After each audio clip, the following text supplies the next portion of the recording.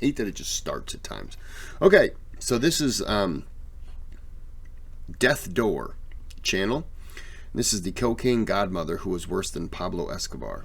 And they are talking about Griselda Blanco, the Black Widow. If you have Netflix, probably USA, I'm sure it could be anywhere, I don't know. But Sofia Vergara plays Griselda Blanco. And Griselda Blanco started in the... She had a messed up life, but in the 70s, she got into cocaine in...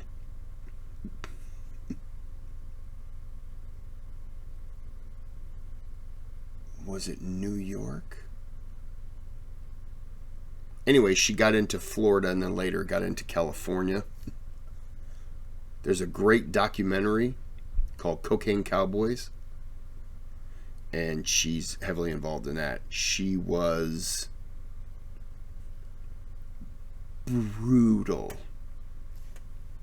Let's get into it. Godfather, right? Well, get ready to hear about the godmother of cocaine. She is Griselda Blanco. If she owed you money and didn't want to pay you, she'd kill you. Imagine a woman who ruled over the male-dominated, ruthless empire of drugs and violence. She was the largest importer at the time. A woman who ordered the execution of hundreds of people, including her own husbands and lovers. A woman who amassed a fortune of billions of dollars and lived a lavish lifestyle of luxury and excess. A woman who was so feared and respected that even the most notorious drug lords, like Escobar, bowed down to her. She was dubbed the godmother of cocaine.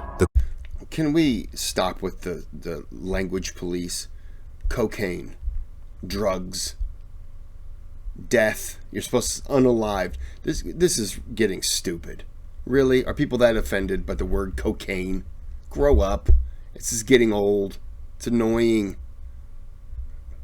Ricky Gervais has a great bit in his recent stand-up show where he goes through all the things the human species has, Homo sapiens, have done, where they created weapons, they fought dinosaurs, they wore their skin as coats to survive winters, they built fire, plane, traveled into space. Then language got offended to them. Like it's like, really? Look at all the and the word cocaine. That hurts. This is just getting out of hand. Queen of narco-trafficking and the Black Widow. But who was this woman, and how did she rise from a poor and abused child in Colombia to a billionaire drug lord in Miami? How did she manage to evade the law for so long, and what led to her downfall? What was her brutal life like behind the scenes as she juggled multiple lovers, enemies, and family members? In this video today, we will reveal the shocking truth about Griselda Blanco Restrepo's rise and fall from her humble beginnings as a poor and abused child in Colombia to her reign as the most ruthless and feared female drug lord of all time. We will uncover the shocking secrets of her crimes, her lovers, her enemies, and her fate. Are you ready to enter the dark and twisted world of the godmother of coke? Then buckle up, because this is going to be a wild ride. Griselda Blanco Restrepo was a Colombian drug lord who was one of the pioneers of the Medellin cartel, the infamous organization that dominated the global coke trade in the 1980s and 1990s, and that gave rise to the legendary Pablo Escobar. Most Americans know of Pablo Escobar. Right. Well, she was there before Pablo Escobar on a much larger scale. Pablo Escobar was stealing cars when she was already trafficking 3,400 pounds of cocaine in the 70s and 80s. She was also a mastermind of the innovation that created new methods of smuggling and distribution of coke, as well as the assassinations that changed the game of the drug war forever. She basically invented bringing cocaine from South America and into the United States. Born on February 15th, 1943, in Cartagena, a coastal city in Colombia, Griselda was abandoned by her father when she was still a toddler. She was then raised by her mother, Ana Lucia Restrepo, who was an alcoholic and sold her body for money. Griselda and her mother moved to Medellin, the center of the narcotics industry in Colombia, when she was only 3 years old. There, she was exposed to a criminal lifestyle at an early age. She lived in a neighborhood that was so uniquely criminal that it had been designated a tolerance zone, which is to say a red light district, by the city. things that were illegal elsewhere were legal in that little neighborhood. Griselda became a pickpocket and a thief before she turned 13. She was said to have committed her first murder when she was just 11 years old. She kidnapped a child from a wealthy neighborhood and demanded a ransom. When the ransom was not paid, she unalived the child by putting a bullet through his head. She ran away from home at the age... So you can't say she unalived a child by putting a bullet through his head. Can't say she killed him, but you can say she put a bullet through his head. This is what we're dealing with here. This is the type of stuff that I have to, when I react to things and I have to rate it, I have to rate it whether the language is okay for people. Because Lord forbid they hear the word drugs, they go into a tizzy. Really? That's what we're... And it's not actually people doing it. It's a censoring thing that's just ridiculous. It's just over-policing. Can't say killed. Unalived is acceptable. How did she do it? Oh, she shot him in the head. She put a bullet in his brain. Oh, geez. But you didn't say killed, right? No, I said unalived. Oh, good. We don't want people to think we're being, negative. of 14 to escape the abuse of her mother and her mother's boyfriend. She resorted to selling her body for money to survive in the streets of Medellin. She also became involved with the members of the infamous Medellin cartel, a powerful drug trafficking organization that controlled the coke trade in Colombia. It was during this time that she met Carlos Trujillo, who was also part of the drug cartel, and trafficker who smuggled hundreds of Colombians into the United States every year. Trujillo and Griselda started dating when she was just 14, and it was under his guardianship that Griselda learned the ropes of passport forgery, drug and human trafficking. Together, the couple started their own narcotics and trafficking. Human trafficking. You can't say that. Human trafficking. Nope, can't say that one. Business in Medellin. I believe he was her one true love. He taught her a lot. He certainly taught her how to smuggle. Their relationship continued for about 4 years, and they got married when she turned 18 in the 1950s. By 1962, the couple had 3 boys, Dixon, Uber, and Osvaldo. Griselda and her partner shuffled between Medellin and New York to run their illegal business. But when, in 1970, Trujillo died mysteriously of liver failure, Griselda took center stage. 27.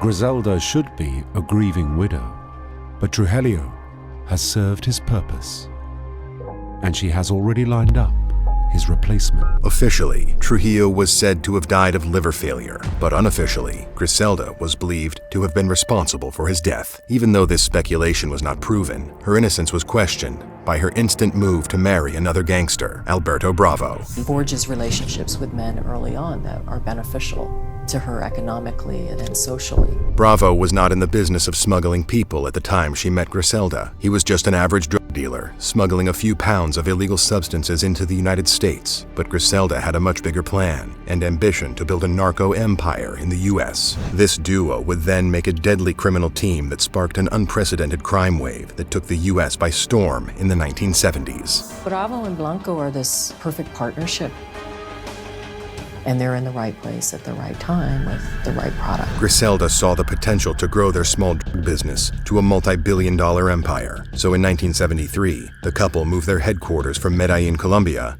to New York. They already had the structure of distributors and local dealers in place, but their only challenge at the time was how to smuggle the addictive substance in large quantities. However, Griselda never ran out of ideas, as she came up with the ingenious method of smuggling coke into the U.S., the use of lingerie with secret compartments. Blanco was very creative and had lingerie made with hidden pockets that could hold up to 2 to 4 pounds of coke each. They were creating garments. These garments would allow for the drugs to be more smooth around the body. It would just look like a woman's natural figure. She carefully handpicked gorgeous Colombian women as her mules. She trained them to dress seductively, flaunt their femininity, and flirt with immigration and customs agents to distract them from paying any close attention to them. She encouraged the women to dress very attractively, to be flirtatious with customs agents and immigration agents. Her mules would then wear these specially made lingerie with hidden compartments containing coke and fly from Colombia to New York without arousing suspicion. Immediately they touched down in New York. Blanco's distributors and dealers were already waiting to receive them, and in a few hours, the addictive substance hits the streets. This method was revolutionary because it allowed them to transport large quantities of narcotics without using conventional methods, such as suitcases, cars, or boats. It also reduced the risk of detection by the authorities, who were not used to searching women's underwear for drugs. Someone's going to suspect that a young woman who's very nicely dressed is going to be wearing a bra padded with cocaine. Blanco and Bravo's lingerie smuggling operation was so successful that they made millions of dollars and challenged the mafia's control of the drug market in New York. This Godmother made her name as drug kingpin right here in this country. In Miami in the 70s and the 80s, she is so notorious, in fact, a documentary chronicled her exploits. However, their success also attracted the attention of law enforcement authorities, who launched Operation Banshee to bust them. In 1975, Blanco and 30 of her associates were indicted on federal drug conspiracy charges by the DEA. Blanco managed to escape to Colombia before she could be arrested, but she left behind her husband and her 2 sons in New York. Then, later that year, Blanco confronted Bravo in Colombia over a suspicion that he was stealing money from their business. A shootout between the couple ensued, resulting in Bravo's death. She was the largest cocaine importer at the time. After the death of her second husband, Alberto Bravo, in 1975, Griselda became the sole leader of her narco empire. She moved to Miami in the late 1970s, where she established herself as the coke godmother and the queen of narco trafficking. She was ruthless and fearless in dealing with her enemies and rivals. She ordered numerous murders, many of which were committed by gunmen on motorcycles, a practice she was said to have invented. Blanco also enjoyed a lavish lifestyle in Miami. She had a mansion on Miami Beach, diamonds purchased from Argentina's First Lady, Eva Perón, and a fortune in the billions. She also had a love for the Godfather movie, which inspired her to name her youngest son, Michael Corleone Blanco. Michael is the product of Blanco's relationship with her third husband, Dario Sepulveda, whom she met in Colombia after escaping from the U.S. authorities in 1975. Sepulveda was also a drug trafficker and hitman who worked for Blanco. They married in 1981 and moved to Miami with their son. However, their marriage was not a happy one. Sepulveda was abusive and unfaithful to Blanco. He also disagreed with her over who would have custody of their son. In 1983, he left her and returned to Colombia with Michael Corleone. He demanded money from Blanco to give him back, but she refused to pay. Instead, she paid to have Sepulveda assassinated by hitmen dressed as policemen. They shot him dead in front of their son, who was then returned to Blanco in the U.S. One of Blanco's main rivals in the narco-trafficking business was the infamous Pablo Escobar, who was her former colleague in the Medellin cartel. In the late 1970s, Blanco noticed that Escobar was closing in on her territories both in Medellin and the United States. The Godmother would not sit and watch this happen. However, a bitter feud ensued between her and Escobar. This feud later escalated into a bloody war that claimed many lives on both sides. Already by about 1975, she and Pablo were fighting, literally trying to kill one another. Each had his or her team of assassins after the other. One of the most infamous incidents in their war was the Dadeland Mall shooting in 1979, which marked the beginning of the cocaine cowboy wars in Miami. On July 11, 1979, 2 of Blanco's hitmen entered a liquor store at the Dadeland Mall where they gunned down 2 men who worked for a rival drug gang. The hitmen then sprayed bullets across the mall parking lot, hitting several cars and bystanders. They escaped in a van that was later found to be loaded with weapons and bulletproof vests. The van had a sign that read, "Happy Time, Complete Party Supply." It's the worst violence in any U.S. city since the bloody era of Al Capone. It was another level of killing that cannot be explained by anything, I think, in her background. I think it's something in her soul. She was a born criminal. The Dadeland Mall shooting shocked the public and the authorities, who realized that the drug violence in Miami had reached a new level of brutality and recklessness. The officers who arrived at the scene dubbed the perpetrators cocaine cowboys, a term that would later be used to describe drug traffickers and their associates who engaged in shootouts, kidnappings, bombings, and assassinations during the 1980s. Blanco continued her reign of terror until she was arrested in 1985 in California. She was extradited to Florida, where she faced charges for 3 murders, including that of a 2-year-old boy who was unalived in a drive-by shooting. And she was tied to 3 murders, and authorities in Florida and in New York said that at least they could have documented 40 murders, and that's still conservative because she might have been behind as many as 200 executions in Miami, in New York, and in Irvine, California. She was convicted and sentenced. The 2-year-old boy, so the Cocaine Cowboys, the documentary, I love that one. There's a guy, John Roberts. He's since deceased. He wrote a book called American Desperado. Awesome book. But anyways, so her son, Michael Corleone, took a car. He was of age to drive, but he wasn't of age to really drink, I don't think. He might have been 18, 19. He drove his car into this guy's neighborhood, who was her second in command. Don't remember the name. The guy had one of those gated, he lived in a gated community, I think, but his home had gates, and he had a big fountain, a big water fountain like in his front yard, like you'd see. And the kid drove in, hit the fountain, and it stopped him, I think, from even driving into his house. So the guy comes out of his house. Michael Corleone gets out and he wants to come in, and the guy's like, you need to get out of here. The cops are on their way. The neighborhood he lived in was filled with regular people. They're going to call the police because they don't know what's happening. Somebody just drove into this guy's house, and they don't know. As far as they knew, to him, he was a regular, business guy. He wasn't a cocaine guy. So, I'm sorry, cocaine guy. So, he tells him, you got to get out of here. This Michael Corleone is like, I want to use your car. I don't remember all the excuse he was given. He started getting disrespectful, and I think he was drunk or whatever. So the guy grabs him and goes, hey, snap out of it. I'm going to call you a taxi. You're going to get in the taxi. You're going to go home. And I'm going to pretend like I don't know who did this. Okay? So he puts him in a taxi, gets out of there. The next day, Griselda calls him. And she goes, yeah, I heard what happened. I'm really sorry about that. And the guy's like, your kid is out of control. And she goes, you're right. But what I'm calling you about is he says that you smacked him. You touched him. And he goes, yeah. I grabbed him, smacked his face, once or twice like that. Not hard, not just kind of like, hey, wake up, what are you doing? And she interrupted him and said, you put your hands on my son. We go to war. And the guy was like, okay, Griselda, whatever. Because that was what she did. And he figured she's going to blow off some steam. She'll call him back and apologize because the kid did do wrong to begin with. The guy gets his 2-year-old son,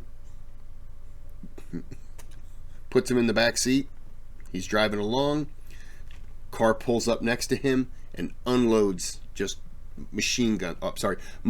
guns. Unload into the car. The guy, he's kind of in traffic, turns, hits another car, drives through a gas station parking lot onto another road, takes off, gets out of harm's way. He's unhurt. 2-year-old son was not. 2-year-old son was killed.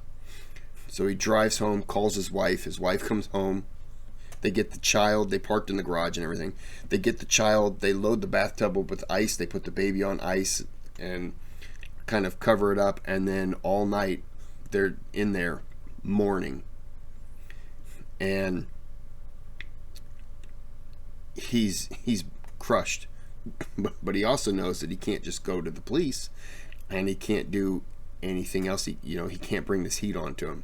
So him and his wife the next morning put the baby in a car seat or whatever, and then they take it to a police department or something like that, or a hospital, and they drop it off and they leave because they cannot risk having the authorities involved, because the authorities are going to track down, figure him out. So he's got to protect himself, even though this is what happened. Griselda finds out this is what happens, and her response is, oh, that's fantastic. What kind of animal is that? So, That was pretty much her falling out with that. But that was pretty much how she treated everybody. You know, she went to war with people at the drop of a hat. She didn't care. To 20 years in prison, but she was released in 2004 after most of the witnesses against her were killed or discredited. She then returned to Colombia, where she lived under a false name until she was assassinated by a motorcycle gunman in 2012. Ironically, she died by the same Sicario assassination method she had invented. Again, so she was killed by a motorcycle assassin going into a butcher shop. It was a 69-year-old mother of 4, seen here in one of her many, many mugshots. As of yesterday, she is dead, gunned down by a motorcycle-riding assassin as she stepped out of a butcher shop in Medellin, Colombia. Her death marked the end of a turbulent and notorious criminal career that left a lasting impact on the history of organized crime and drug trafficking. Thank you so much for watching. We'd love to hear. Yeah. Man, I want to watch Cocaine Cowboys now. I think I'm going to watch that today. All right. So we're going to end this here. We have a thanks button. You can donate to the channel. You don't have to. You can subscribe. That helps. Give the notification button a dingaroo. And give it a thumbs up. That helps me. And until next time, have a good day. Have a good night.